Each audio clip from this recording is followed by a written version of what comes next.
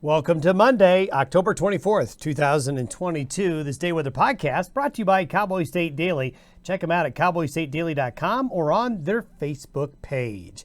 Well, it was a very busy stretch of weather, especially during the middle to the end of the weekend, and it's going to be unsettled all week.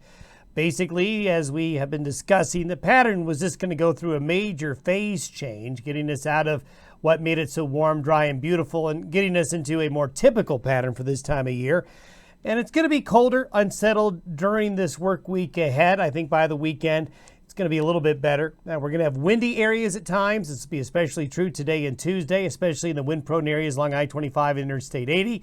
More mountain snow this week. There's a small wave that'll bring more snow to the high country, especially western Wyoming, tonight and early Tuesday. Then another system is going to be moving in as we get into Wednesday and Thursday. That'll bring more mountain snow, and there will be some snow showers across the low elevations with that system, especially across the south. These aren't major storms, but little ones.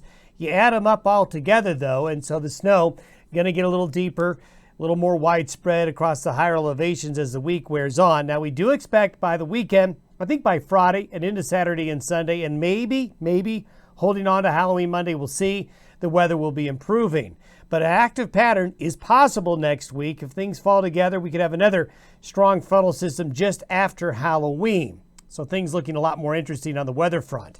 Have some photos to show you. This is a great shot of what happens when air comes over the mountains and goes east of the mountains. We call mountain waves, or a lot of times what will happen is as air goes over these mountain peaks and over the Front Range, notice these clouds here north of Salida, Colorado. You see the wave function?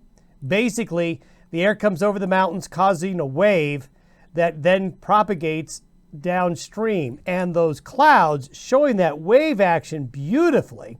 That's why when you fly into Denver along the Front Range, you fly through these waves up and down you go. The clouds there showing that beautiful wave function right there. Now, this was shot on the 21st, just before the weather changed out of Alpine, Wyoming. Of course, this is what it looks like in western Wyoming this morning over Teton Pass. And this is over Togety Pass. Still coming down pretty good early this morning up there.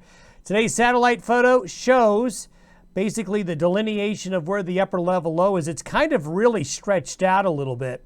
But the main low now heading into the Dakotas, but the counterclockwise spin around the system going to pump in cold air and more snow showers into the mountains today. There you can see the elongated trough kind of getting stretched apart a little bit as it heads into the upper Midwest and Great Lakes. But you notice there's these little ripples. They don't look like much, do they? But this is the time of year where these little ripples or little waves come through the jet stream. And when they come in from the northwest, that is a great angle.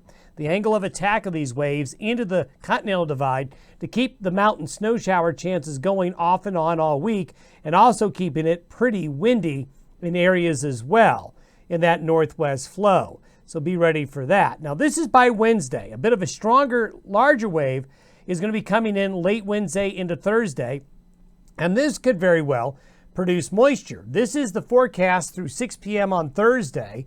All the moisture that you see right here basically is with the next few waves coming on in.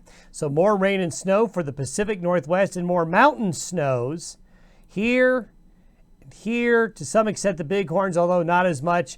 And as you go back into the higher mountains, this is just a really good pattern to make it snow into the mountain areas. And there you go. So the high country, in addition to what fell this weekend and today, is going to be getting more. Nothing major. You can see a little bit of snow on the plains. Again, nothing significant, but certainly after a long stretch of 60s, 70s, and 80s, quite the departure. There's a temperature anomaly by late Thursday, so you can see the chilly weather, not severe cold, but the chilly weather going to hang around. But boy, I tell you, relative to the 30-year average, look at Utah, western slope of Colorado, the Four Corners area, pretty chilly, really, below average for late October.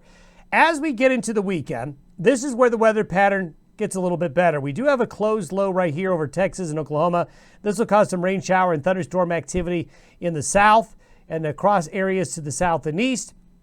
You can see that this next wave up here is going to be brought in by this building high in the Gulf of Alaska again. So we have somewhat of a similar scenario to what just happened.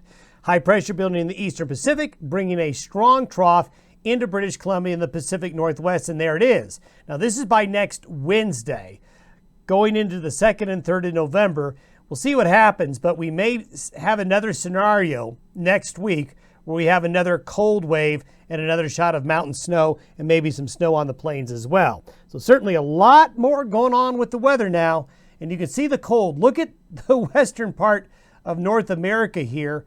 This is by next Wednesday and Thursday, so you can see the cold weather coming back into the west again after a little bit of a warm-up this weekend. Have yourself a great Monday. We'll see you tomorrow.